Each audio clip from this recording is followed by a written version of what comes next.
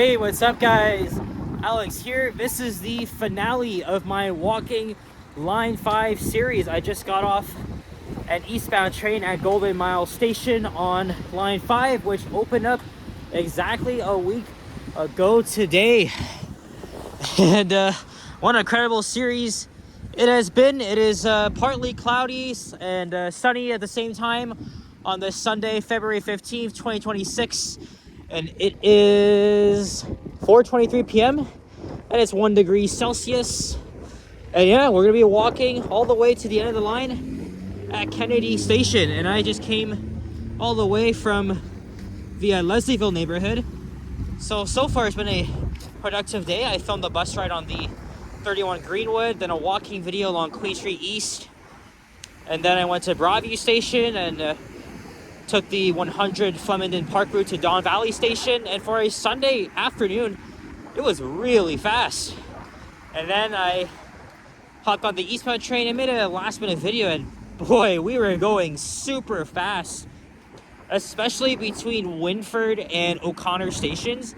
But then as soon as we got to like Pharmacy, the operator informed us that there's delays between Hakimi Lebovic and Birchmount stations because of signal issues, so the trains would be going at slower speeds.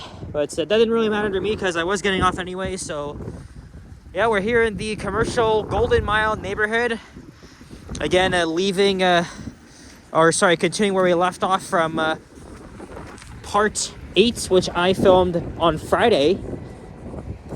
Now originally this is going to be 10 parts, but I made some adjustments after I started my series, and so now it's now it's just 9 parts. And like I said, this is the finale.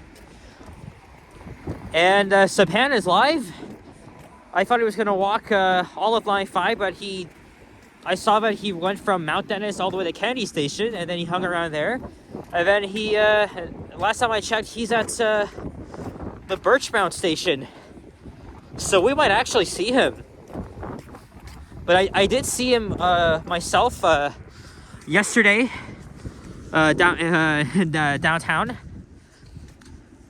So I was with him for a little bit. We walked from Young Dundas Square to the waterfront, and then I hopped on the 509 streetcar.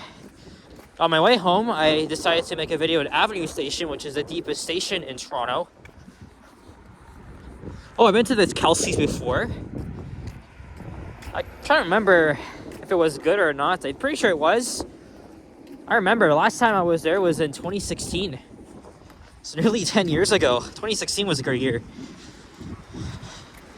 Oh, I do see an westbound train. So perhaps Sapan is getting on that train. And Birchmount is where I spotted my first ever LRV in action. That was back in October 2022 when they were just getting started. Well, actually, they started testing in 2021, but they accelerated in 2022. They just weren't testing full time as yet, because they weren't training operators. And I also caught it again the next year in 2023. And of course, this area is going to change, with the LRT now up and running. There's the potential for future developments that could potentially get rid of these ugly surface parking lots that dominates these big box stores. Look, there's a Costco on the left, Popeyes.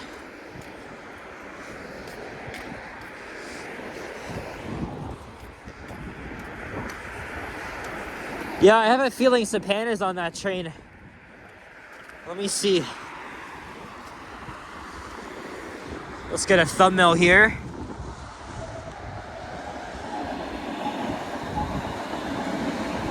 Hey, it's going fast. I don't see him. So I don't know. Maybe I didn't notice that he was on that train, or maybe he's still at Birchmount Station. I don't know. He does like to hang around at the same spot for a while. So, oh, there's the Toronto East Detention Center. once upon a time, this fellow Torontonian singer, who's actually very underrated at this stage. It was Snow. I think he was involved in some assault, and he was incarcerated at this facility here. That's where he got the idea to write the lyrics to his 1992 hit Informer. Yeah, combining a bit of like reggae fusion and stuff like that. But yeah, Snow's underrated. And yeah, right there at that facility.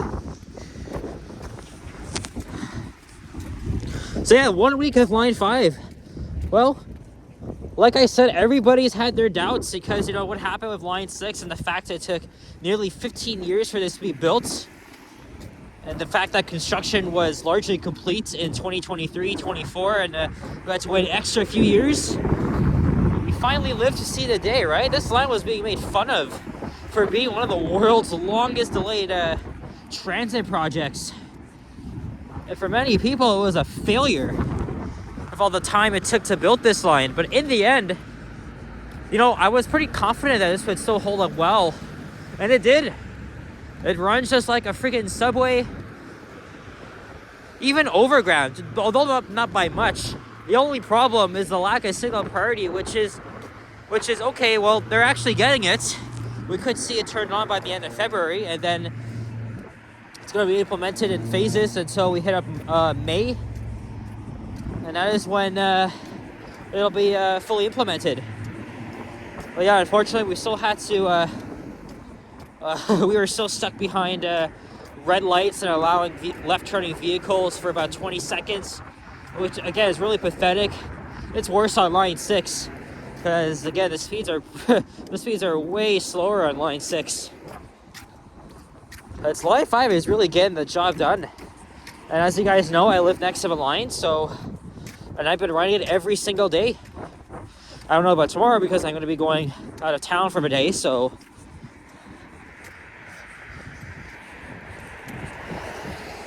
And normally I'm not in this part of town on a Sunday, but I mean, this is my local line and I will be taking it back home after this. Actually, I might film the elevators at Kennedy Station. I've already done the interchanges. Ironically, I did Eglinton Station, which is the biggest of them all. They have like 9 elevators. And then yesterday I did Cedarville, which is my local station. And since I'm gonna be at Kennedy, I mean, I might as well get that done. Hey, there's the Mandarin. I went to that location too a couple times when I was pretty young.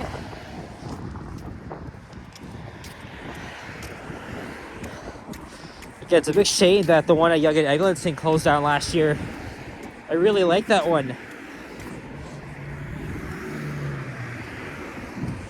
Right here is Birchmount Road and Birchmount Station. No sign of Sapan, so I guess he was on the train that passed me. Oh well.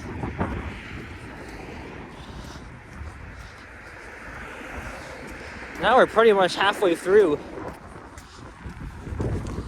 I was gonna make a separate video talking about my thoughts on Line 5, which has been in service for a week. So yeah, I actually really like this line because, you know, I've been waiting for the day that this would be a lot better than the Eglinton buses. And it has. From like my place, or like from my area to Yonge and Eglinton, instead of about 25 minutes, it now takes around 13 minutes. That's because the line goes underground in the western central portion of the line. And like I said, it runs just like a subway. So it kind of caught me off guard. But right now the trains do go at 60 kilometers per hour underground, and then I think around 45 overground. But again, this is nothing compared to Line 6. I want to cross over, but you know what? Let's just do that. We're going to be halfway through anyway.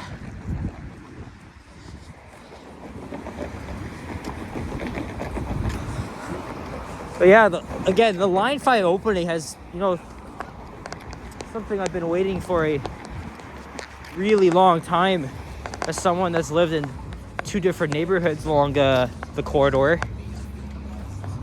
You know, we've been through quite a lot,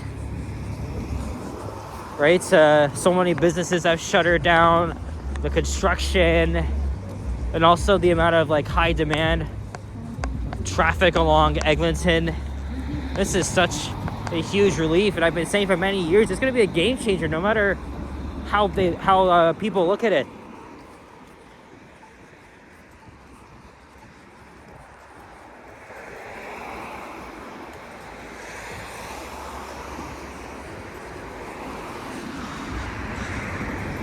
Oh, I see Kennedy Road, but we have to pass Ion View Station, which is the last surface stop before it dives underground to Kennedy Station.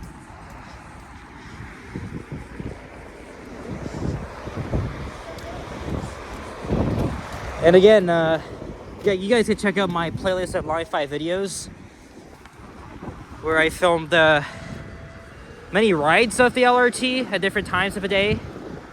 I also did a video where I explored every underground station on the line.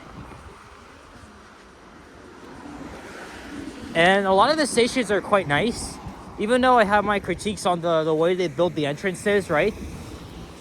You know, the inside aesthetics, yeah, it's nice and it's nice and spacious. Although there are a lot of spaces that could easily be converted into retail. And I guess they would do that at some point. And each station is accessible. So the underground stations, at least, they have elevators. However, there's still a few minor flaws. Because at the beginning, the elevator, one elevator at Mount Dennis and Avenue, respectively, they weren't actually working. But the main flaw is at Don Valley Station, where the elevator from the bus terminal to the concourse is out of service for the foreseeable future because of the Ontario Line construction, and that is a huge blow to anybody using wheelchairs, mobility scooters. They have to actually exit the station via the bus terminal, go along Eglinton to the intersection of Don Mills and Eglinton, and then you gotta cross to get to the accessible entrance at the southwest corner. So it's a major pain. It's even worse in the winter and when it's cold. But a much easier way is to just take the 72 Pape bus, because I did ride it on Friday, and it drops passengers off directly outside that entrance. So yeah, it's a big shame. So, and also the 25 Don Mills buses, they don't go inside the terminal because of that. So they're only stopping on the streets. So yeah, you'll have to show your transfer or tap again.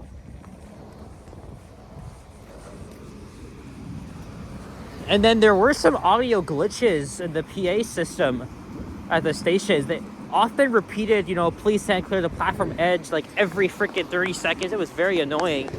I didn't hear it. Actually, for the past few days, I didn't actually hear any of that, so which was really good. I guess they might have fixed the glitch. And then on board the trains themselves, they're okay. Again, the ride quality is very smooth, comfortable. A lot more, again, it's a lot better than the bus, obviously. And obviously I'll be taking that home. It's gonna take around maybe like 40 minutes, to say the least. I'm not going all the way to Mount Dennis today. And plus, you know, I've been using it to get to the university, again, which is half an hour away from here now. At UTSC, I take the 905 bus, which takes about 25-30 minutes, depending on traffic. Or sometimes I do take the 38B or the 154. Normally, I would take line 1 to St. George Station, and then transfer to line 2, go to Kennedy Station, which is also pretty fast. But it makes way more sense because, you know, I live near Eglinton, just to take line 5 all the way through, just one shot. But I know it takes the same amount of time from Kennedy Station, right? Lines 1 and 2 to Cedarvale. And then with line 5, but the same amount of journey. It's the same amount of like time, right? 45 minutes or so. I'm not really saving enough much time, but hey, at least I have a much better option for me, because, you know, when I get off at Cedarvale, either I can walk home, which takes about 9 minutes, or I can transfer to line 1 and take the subway to Glencairn Station, and then I'll be home in just a few minutes. So yeah, there's a huge benefit of just living right next to living next to both a subway and a light rail line. And here we are at Ion View Station, and now this line dives underground.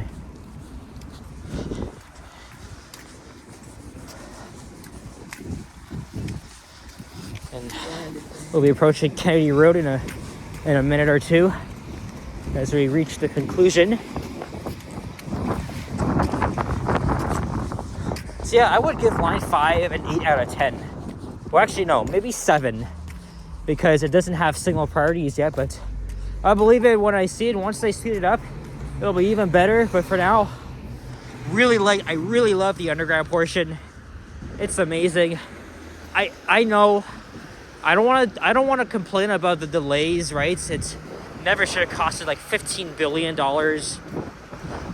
Like that's very expensive, but it was worth it. It really was. Unlike line 6, where it still crawls at a snail's pace. Actually, I don't even know how it is now. I have not been on line 6 since early January, and I probably won't be until maybe spring.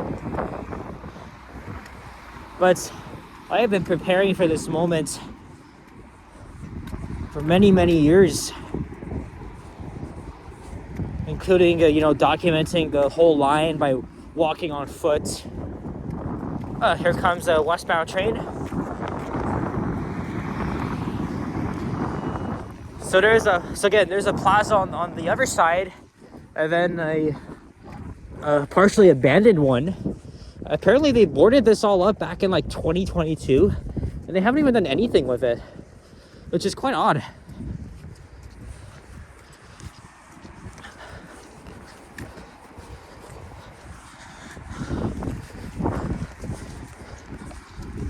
But again, as a local, I'm really glad that I've shared my story with,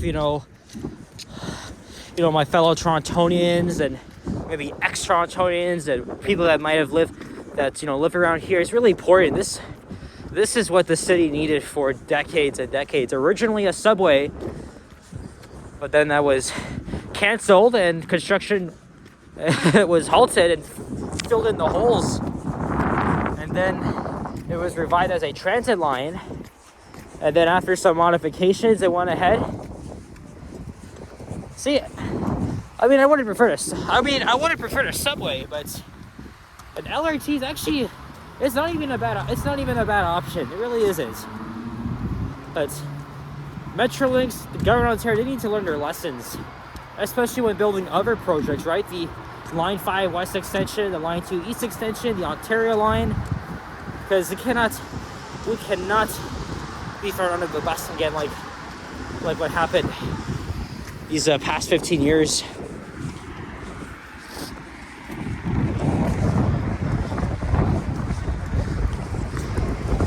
And yeah, I have no classes this week. It's my reading week. Otherwise, I'd be back here tomorrow, but wouldn't be because tomorrow is Family Day, which is a statutory holiday in Ontario.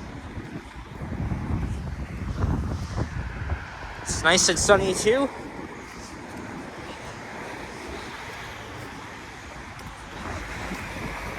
You see all the many buses about to turn into Kennedy Station.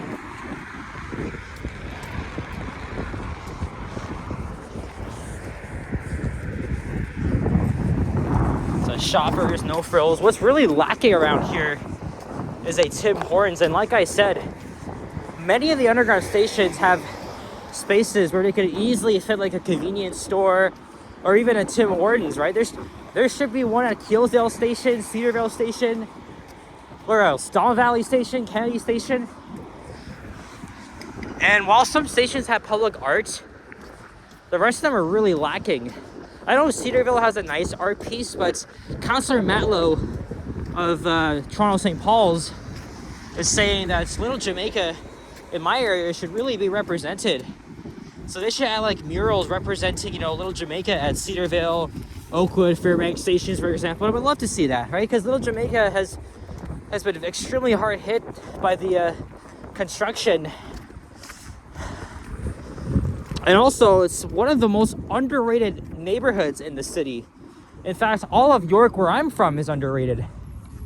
It doesn't get enough spotlight in the media. And I really think it should. Well, here we are. We made it to the western exit / entrance at Kennedy Station. Again, it's been a major transit hub. The original station opened in 1980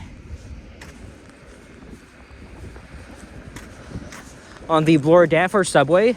And then in 1985, the Scarborough RT opened. And this station would have been the first in the system to have 3 lines connecting each other. But with the shutdown of Line 3 in 2023, that was not the case. So Line 2 was just a sole station for Line 2 for about 2 years until last week when Line 5 opened. And we made it. We walked all the way from Mount Dennis to Kennedy Station in not one single day, obviously, but in under 2 weeks. I wanted to document this whole corridor for y'all. I know T-Shaws and Sapan have respectively walked all the way here from Mount Dennis, which is quite crazy. Oh yeah, you can also connect to the Stouffville line from here. All right, so before I head home, I'm gonna check out the station a little bit. Maybe try to film the elevators. It is Sunday, so not everybody is gonna be here though. And let's see if we can get a view of the skyline. Yes, looking towards the southwest. So yeah, guys. Thank you very much for watching. And if you haven't checked out my Live 5 videos, make sure you do so in a playlist, including my other walking videos I've made along the routes. And I still have some that I filmed this week. It's probably gonna be later on because I do want to get back to my usual transit programming. But yeah, it's been amazing. It's been an amazing time here in the city as a transit enthusiast and as a local of York myself. So guys, thank you very much for watching. If you enjoyed this video, leave a like, comment, and subscribe if you haven't already. Stay tuned for more videos. Check out my others as well. I'll see you guys on the next one, and have a great long weekend. Take care and peace out. Bye-bye.